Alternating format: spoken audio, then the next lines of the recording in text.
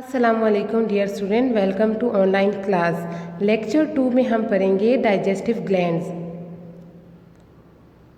जैसे कि हम लोग ने डाइजेस्टिव सिस्टम में पढ़ा था कि डाइजेस्टिव ग्लैंड की मदद से आपके पास क्या होते हैं, डाइजेस्टिव जूसेस सिक्रीट होते हैं जो क्या करते हैं, केमिकल डाइजेशन करते हैं और आपके पास डाइजेशन कंप्लीट करते हैं।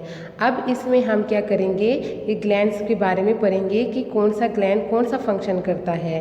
तो आपके पास है लिवर। लिवर हमारे पास क्या होता है, हमारे बॉडी का सबसे लार्जेस्ट और हैवीएस्ट ग्लैंड है। ये आपके पास क्या होता है, इसकी पोजीशन आपकी बॉडी में कहाँ है, आपकी जो चेस्ट कैविटी है उसके राइट साइड पे, अपर साइड पे आपके पास क्या होता है, लिवर प्रेजेंट होता है। और लिवर आपके पास क्या करते हैं, जूसेस सिक्रीट करते हैं जिसको हम बोलते हैं बाइल। और ये आपके पास क्या करते हैं, डाइजेशन में हेल्प करता है। जैसे कि हमने पढ़ा था कि स्मॉल इंटेस्टाइन में आपके पास क्या होते हैं, डाइजेशन कंप्लीट होती है, लेकिन स्मॉल इंटेस्टाइन आपके पास क्या करते हैं, लिवर और पैंक्रियाज, ये इन दो ग्लैंड से क्या लेते हैं, आपके पास डाइजेस्टिव जूसेस लेते हैं। तो जो लिवर से जो जूस लेते हैं उसको हम क्या बोलते हैं, बाइल बोलते हैं। तो उसके रिएक्शन से आपके पास क्या होते हैं, डाइजेशन कंप्लीट होती है। और साथ ही साथ आपके पास बाइल क्या करता है, आपके फूड में जितने फैट्स हैं, जो आप फैट्स ले रहे होते हैं उसको क्या करते हैं, ब्रेक डाउन करता है। दूसरा ग्लैंड आपके पास क्या है, पैंक्रियाज है। और पैंक्रियाज भी आपके पास बॉडी में कहाँ पे प्रेजेंट होता है, जो स्मॉल इंटेस्टाइन है उसके जो ऊपर अपर पार्ट है वहाँ पे प्रेजेंट होता है। और ये आपके पास क्या करते हैं, जूस सेक्रीट करता है जिसको हम क्या बोलते हैं, पैंक्रियाटिक जूस बोलते हैं। ये जूस भी आपके पास क्या करता है, स्मॉल इंटेस्टाइन में जाता है और वहाँ पे आपके पास जो स्टमक में सेमी लिक्विड मास बनता है वो जब स्मॉल इंटेस्टाइन में जाता है तो इन जूसेस के साथ क्या करता है, रिएक्शन करता है और आपके पास क्या करता है, डाइजेशन कंप्लीट करता है। साथ ही साथ आपके पास क्या करता है, आपके जो फूड में जितने भी शुगर है या फिर आपके पास क्या है, प्रोटीन है, उसके ब्रेक डाउन में, उसको केमिकली ब्रेक डाउन में क्या करता है, हेल्प करता है। तो दो ग्लैंड्स हमारे पास है, एक लिवर है और एक pancreas. Disorder of digestive system, जब आपके पास डाइजेशन कंप्लीटली ना हो या प्रॉपरली ना हो तो वो आपके पास क्या करते हैं, डिसऑर्डर काज करते हैं। और आपके पास क्या होता है, हेल्थ प्रॉब्लम भी इसकी वजह से होते हैं। कॉजेज़ में आपके पास क्या होता है, डिसऑर्डर किस वजह से होते हैं कि आप कोई इन्फेक्टेड फूड खा रहे हैं।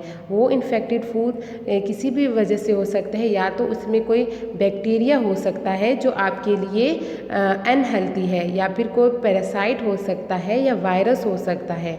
तो अगर आपके हाथ साफ भी हैं लेकिन अगर आप क्या करते हैं, इन्फेक्टेड फूड खा रहे हैं तो आपको क्या होता है, डिसऑर्डर काज होता है।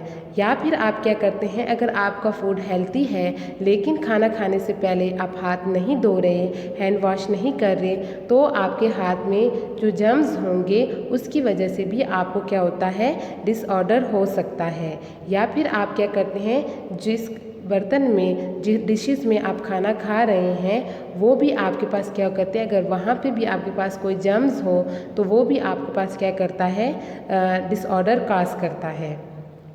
दो डिसऑर्डर हम यहाँ पे स्टडी करेंगे। डायरिया, पहले आपके पास क्या है, डायरिया होता है। डायरिया में आपके पास क्या होता है, वाटरी फ्लूइड क्या होता है, एक्सपेल होता है। और ये वाटरी फ्लूइड आपके पास क्या होता है, जब डिस्चार्ज होता है बहुत, तो आपके पास क्या करते हैं, डिहाइड्रेशन कॉज करता है। लेकिन डायरिया आपके पास किस वजह से होता है, ये भी आपके पास क्या होता है, इन्फेक्टेड फूड की वजह से होता है। यानी आपका फूड या तो पैरासाइटिक इन्फेक्शन है या उसमें वायरस और बैक्टीरिया है, तो वो आपके पास क्या करते हैं, डायरिया कॉज कर सकते हैं। या फिर आप कोई ऐसा फूड ले रहे हैं जो आप क्या करते हैं, जो आपका आप उसको डाइजेस्ट नहीं कर सकते और आपके उससे एलर्जी होती है, तो उस वजह से भी आपको क्या होता है, डायरिया हो सकता है। या फिर हमारे पास क्या होता है, जो हार्ट पेशेंट होते हैं या फिर हमारे पास जो डायबिटीज़ के पेशेंट होते हैं, तो वो जो इन ट्रीटमेंट के लिए जो आपके पास मेडिसिन लेते हैं उसकी वजह से भी डायरिया हो सकता है। आप क्या करते हैं या फिर आपके लाइफस्टाइल जो आपका ईटिंग स्टाइल है वो चेंज हो जाए, या फिर आप प्रॉपरली डाइट नहीं ले रहे तो आपको पास क्या होता है, डायरिया हो सकता है। यानी हमारे पास क्या होता है, डाइट में हम जो भी फूड लेते हैं तो वो बैलेंस होना चाहिए। उसमें आपके पास कार्बोहाइड्रेट्स मतलब आपके पास क्या होता है, रोटी यानी आप जो गंदम वगैरह ले रहे हैं, या फिर आपके पास प्रोटीन गोश्त है वो होना चाहिए, आपके पास फैट होना चाहिए, वेजिटेबल फ्रूट्स, ये सारे बैलेंस डाइट लेना चाहिए। इसमें से अगर आप कुछ ले रहे हैं और कुछ नहीं ले रहे या बहुत ज़्यादा ले रहे हैं तो आपके पास क्या होता है, डायरिया कॉज हो सकता है। डायरिया में आपके पास क्या होता है, वाटर फ्लूइड बहुत ज़्यादा आपके पास डिस्चार्ज होता है तो डिहाइड्रेशन कॉज करता है। तो इसको डिहाइड्रेशन को कवर करने के लिए हम क्या करते हैं, उसकी रिकवरी के लिए शुगर या फिर साल्ट वाला पानी पीते हैं। कंस्टिपेशन आपके पास क्या होता है, डायरिया का ऑपोजिट है। इसमें आपके पास क्या होते हैं, हार्ड फीसेस होते हैं जो कि बहुत मुश्किल से एक्सपेल होते हैं। और इसकी कॉजेज़ आपके पास क्या होती है, यानी हमने पहले पढ़ा था कि जब आपके पास अनडाइजेस्टेड फूड होता है वो स्मॉल इंटेस्टाइन से लार्ज इंटेस्टाइन में आता है तो आपके पास क्या होता है, लार्ज इंटेस्टाइन में वो अगर वाटर है तो वो रीएब्जॉर्ब करते हैं। अगर लार्ज इंटेस्टाइन बहुत ज़्यादा वाटर आपका रीएब्जॉर्ब करता है तो आपके क्या होते हैं, जो फीसेस होते हैं वो हार्ड हो जाते हैं और उसको एक्सपेल करना मुश्किल होता है। या फिर आप क्या करते हैं, पानी का इस्तेमाल बहुत कम कर रहे हैं, यानी आपके पास जितनी रिक्वायरमेंट है वाटर की उससे कम ले रहे हैं तो आपके पास क्या होता है, वाटर की क्या होती है, डिहाइड्रेशन होती है तो आपके पास क्या होती है, ये कंस्टिपेशन कॉज करता है।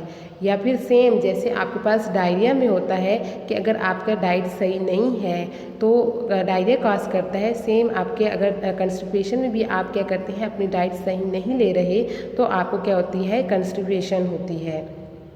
इसकी रेमेडीज़ में आपके पास क्या है, जितना आप क्या कहते हैं पानी लेंगे, अपनी पानी रिक्वायरमेंट को कंप्लीट करेंगे उतना ही आपके पास क्या होते हैं, ये बीमारी कॉज नहीं होगी। साथ में आप क्या करते हैं, फाइबर और मिल्क लें, यानी आपके पास फाइबर क्या होते हैं, कुछ जो वेजिटेबल होती हैं या फिर आपके पास जो दालें होती हैं उसमें फ़ाइबर होता है। तो जितनी आप वेजिटेबल और फाइबर ज़्यादा लेंगे, जिन वेजिटेबल में फ़ाइबर होता है तो फाइबर आपके पास क्या होता है, कंस्टिपेशन कॉज नहीं करता।